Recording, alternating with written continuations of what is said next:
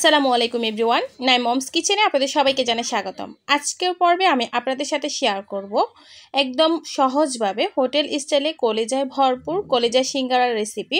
আশা করছি আমার আজকের রেসিপিটি আপনাদের কাছে ভালো লাগবে। আমার আজকের রেসিপিটি ভালো লাগলে প্লিজ আমার চ্যানেলটি সাবস্ক্রাইব করবেন আর আমার ফেসবুক পেজটি ফলো দিয়ে অবশ্যই আমার পাশে থাকবেন।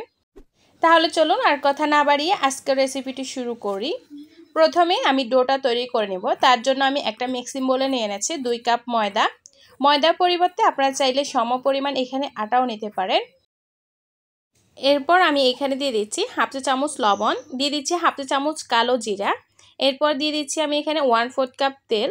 তেলটাকে আমি একটু গরম করে নিয়েছি। এরপর সবগুলো উপকরণ আমি একসাথে ভালোভাবে মিশিয়ে নিচ্ছি। তেল আর ময়দাটাকে খুব ভালো মতো মিশিয়ে নিতে হবে। এভাবে হাত দিয়ে ডলে ডলে ময়দাটাকে মিশিয়ে নিতে হবে তেলের সঙ্গে।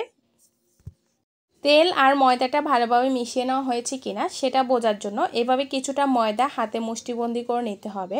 যখন দেখবেন ময়দাটা এভাবে মুঠবন্দি হয়ে গেছে, আবার একটু চাপ দিলে গড়গড়িয়ে পড়ে যাচ্ছে, তাহলে বুঝতে হবে ময়দা মিশ্রণটা একদম পারফেক্ট আছে।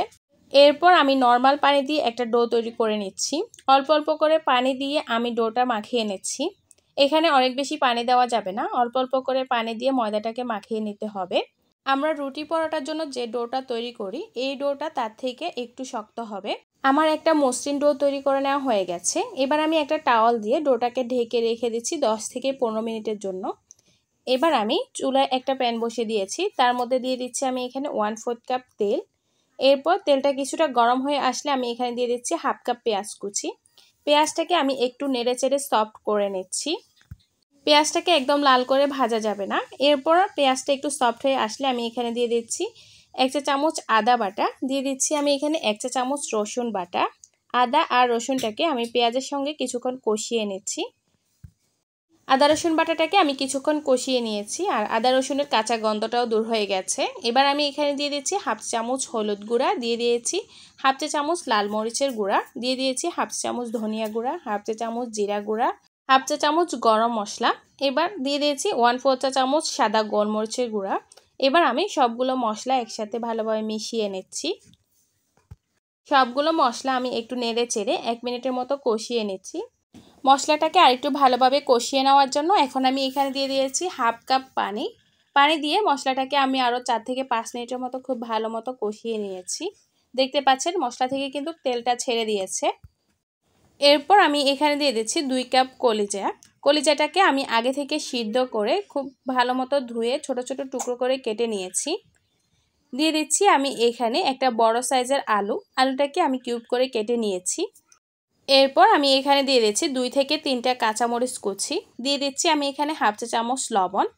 এরপর চুলার আঁচটা লোতে রেখে আমি মশলা আর কলিজাটাকে একটু 3 থেকে 4 মিনিটের মতো কষিয়ে নিচ্ছি। সব কিছু কষিয়ে নেওয়ার পর এখন আমি এখানে দিয়ে দিচ্ছি 1 কাপ গরম পানি।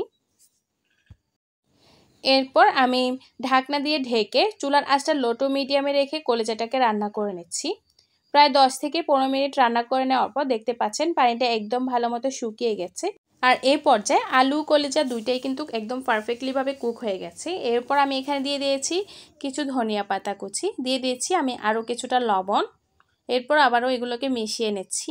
এবার আমি ঢাকনা দিয়ে ঢেকে আবারও এগুলোকে রান্না করে নিচ্ছি 1 থেকে 2 মিনিটের মতো। আমার সিঙ্গারা পুরটা কিন্তু একদম রেডি হয়ে গেছে। আর এদিকে আমি যে ডোটা রেস্টে রেখেছিলাম সেটাও অনেক সফট হয়ে গেছে। এরপর আমি এখান থেকে একটা লেচি কেটে নিচ্ছি। লেচি নেওয়ার পর আমি বাকি ডোটাকে আবারও টাওয়াল দিয়ে ঢেকে একটা সাইডে রেখে দিচ্ছি। এতে করে ডোটা কিন্তু ড্রাই হয়ে যাবে না। এরপর লেচিটাকে আমি এভাবে লম্বা করে নিয়েছি। এরপর হাত দিয়ে একটু প্রেস করে চ্যাপটা করে একটা রুটি বেলে নিচ্ছি। তবে নর্মালি আমরা রুটি পরোটার জন্য যেভাবে রুটি বেলি এই রুটিটা কিন্তু একটু চিকন আর লম্বা হবে। রুটিটা বেলে নেওয়ার পর আমি মাঝখান দিয়ে ছুরি দিয়ে একটু কেটে নিচ্ছি। আর দেখতে পাচ্ছেন রুটির থিকনেসটা, রুটিটা কিন্তু একটু মোটা আছে। এরপর রুটির একটা পাশে আমি কিছুটা পানি লাগিয়ে এভাবে একটা ভাঁজ দিয়ে নিচ্ছি। এই ভাঁজটা একটু ভালো মতো চেপে চেপে লাগিয়ে নিতে হবে যেন ভাজার সময় পুরটা খুলে না আসে। এরপর আমি এখানে আমার পছন্দ মতো পুর দিয়ে দিচ্ছি। পুর দেওয়ার পর আমি চামচ দিয়ে একটু চেপে দিচ্ছি। এরপর এভাবে 2 পাশটা ধরে ভালো মতো এটাকে সিল করে নিতে হবে। একইভাবে আমি সবগুলো সিঙ্গারা তৈরি করে নিয়েছি। আর সিঙ্গারাগুলোকে এই অবস্থা আপনারা চাইলে ফ্রোজেন করে রাখতে পারেন। এরপর আমি সিঙ্গারাগুলোকে ভাজতে চলে যাচ্ছি। চুলায় আমি একটা প্যানে বেশ কিছুটা তেল গরম হতে দিয়েছি। তেলটা হালকা একটু গরম হয়ে আসলে আমি এখানে একে একে সিঙ্গারাগুলো দিয়ে দিচ্ছি। সিঙ্গারা ভাজার জন্য তেলটাকে কিন্তু অতিরিক্ত গরম করা যাবে না। চুলার আঁচটা লোতে রেখে সিঙ্গারাগুলোকে একটু সময় আর ধৈর্য নিয়ে ভাজতে হবে। এতে করে সিঙ্গারার উপরে কালারটা যেমন সুন্দর আসবে, খেতেও কিন্তু অনেক বেশি ক্রিস্পি হবে। সিঙ্গারাগুলোকে ডুবো তেলে ভাজতে হবে, এতে করে সিঙ্গারার চারপাশে সমানভাবে কালার আসবে। আমার সিঙ্গারাগুলো হয়ে গেছে। এই সিঙ্গারাগুলোকে ভাজতে আমার সময় লেগেছে প্রায় 15 মিনিটের মতো। এবার আমি সিঙ্গারাগুলোকে তেল ঝরিয়ে তুলে নিচ্ছি।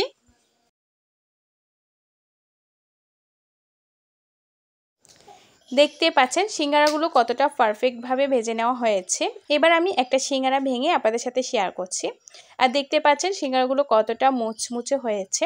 হালকাভাবে একটু চাপ দিলে সিঙ্গারার ভেতরের লোভনীয় কলিজা পুরটা বেরিয়ে আসছে। সিঙ্গারাগুলো দেখতে যেমন লোভনীয় হয়েছে, খেতেও কিন্তু অনেক বেশি মজাদার হয়েছে। আশা করছি রেসিপিটি ভালো লেগেছে। আমার রেসিপিটি যদি একটুও ভালো লেগে থাকে তাহলে ভিডিওতে একটি লাইক, কমেন্ট, শেয়ার করবেন।